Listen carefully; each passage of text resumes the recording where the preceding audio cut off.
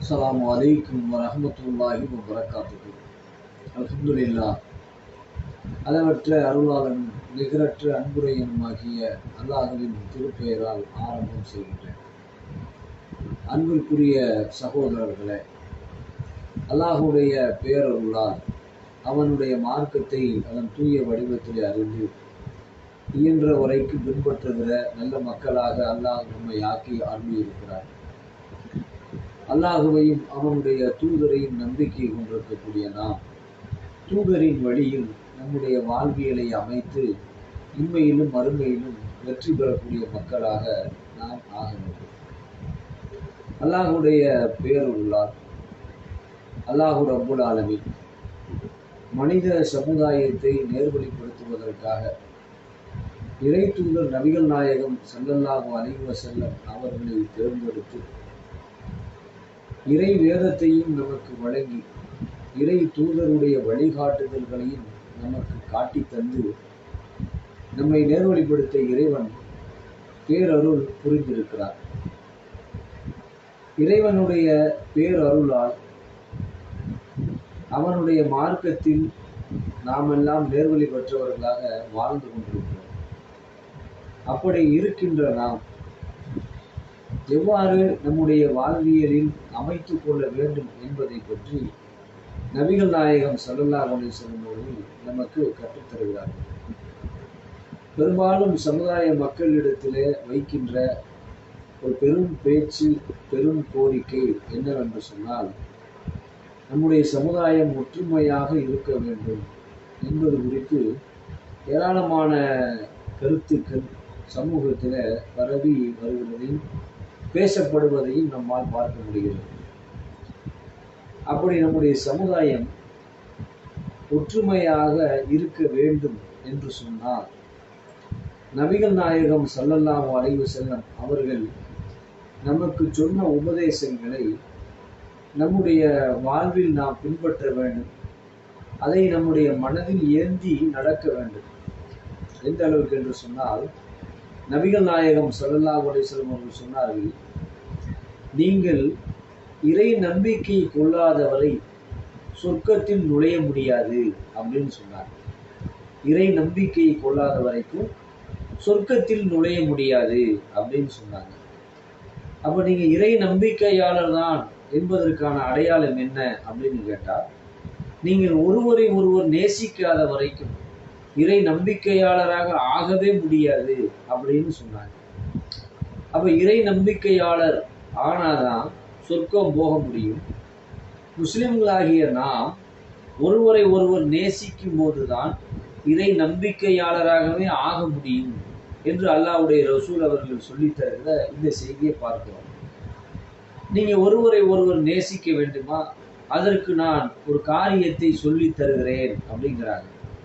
அந்த காரியத்தை நீங்கள் செயல்படுத்தினால் நீங்கள் ஒருவரை ஒருவர் நேசிக்கக்கூடியவர்களாக இருப்பீர்கள் என்று நபிகள் நாயகம் ஸல்லல்லாஹு அலைஹி வஸல்லம் அவர்கள் சொல்லிவிட்டு, உங்களுக்கு மத்தியில் சலாத்தை பரப்புங்கள் அப்படின்னாங்க. சலாத்தை பரப்புங்கள் அப்படின்னாங்க.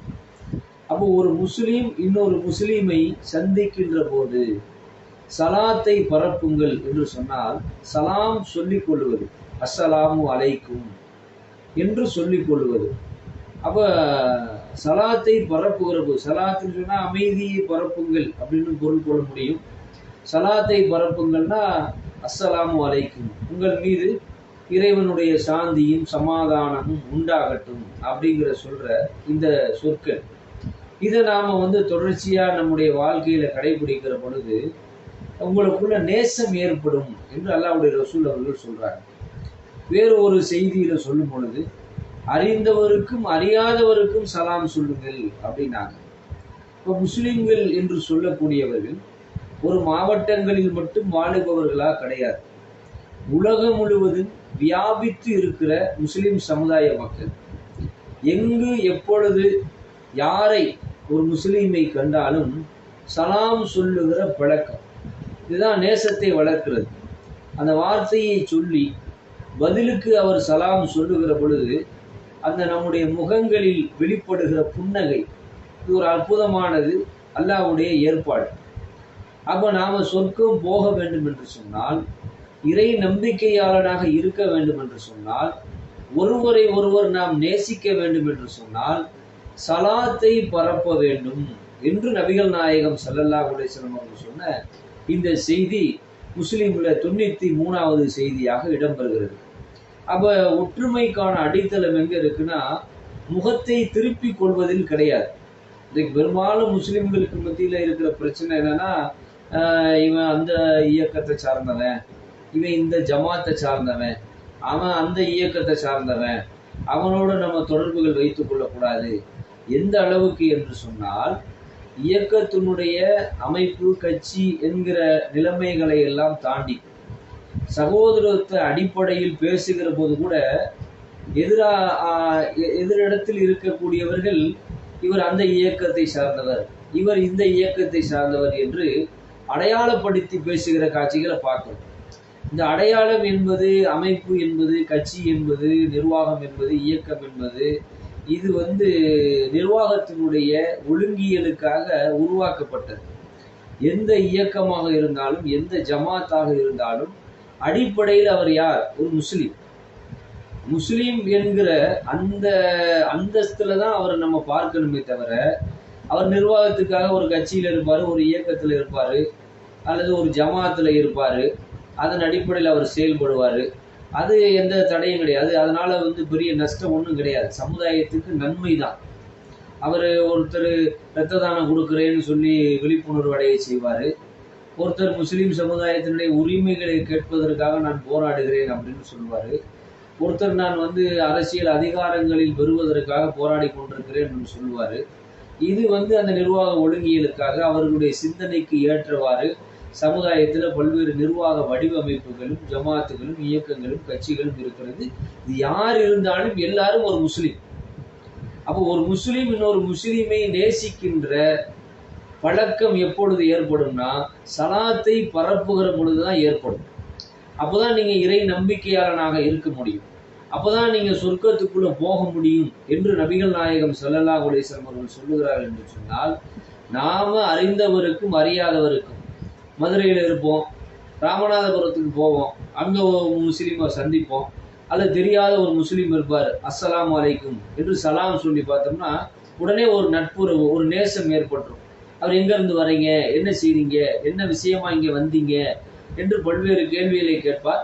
அதற்கான பதில்களை சொல்லும் பொழுது உரிய உதவிகளை எந்த முஸ்லீம்களின் வழியாகவும் எல்லா முஸ்லீம்களும் பெற முடியும் என்கிற ஒரு அளவில் தான் நபிகள் நாயகம் ஸல்லல்லாஹு அலைஹி வஸல்லம் அவர்கள் இந்த செய்தியை நமக்கு சொல்லித்தராங்க. அப்போ நாம அல்லாஹ்வுக்காக நம்முடைய சமுதாயத்தில் உள்ளவர்களை நேசிக்க வேண்டும், ஒருவரை ஒருவர் நேசிக்க வேண்டும். அப்படி நேசித்தால் அல்லாஹ் ரப்புல் ஆலமீன் மறுமை நாளிலே எத்தனை பெரிய கூலியை நமக்கு தருகிறான் என்று சொன்னால், எந்த விதமான நிழலும் இல்லாத அந்த மகசர் மைதானத்துல அல்லாஹ்வுடைய அரிசின் நிழல் மட்டும்தான் இருக்கும். அங்க அல்லாஹ் ரப்புல் ஆலமீன் எங்கே எனக்காக என்னுடைய அடியான் எனக்காக நேசித்தான்ல அவன் எங்கே என்று கேட்டு அந்த நிழலில் அவனுக்கு இடமளிப்பேன் என்று அல்லாஹ் ரப்புல் ஆலமீன் சொல்வதாக நபிகள் நாயகம் ஸல்லல்லாஹு அலைஹி வஸல்லம் அவர்கள் சொல்லக்கூடிய இந்த செய்தியை பார்க்கிறோம். அதனால நாம நம்முடைய வாழ்க்கையில முதலில் ஒருவரை முஸ்லீம் என்கிற அந்தஸ்தோடு பார்க்க நம்முடைய மனநிலைகளை உருவாக்க வேண்டும்.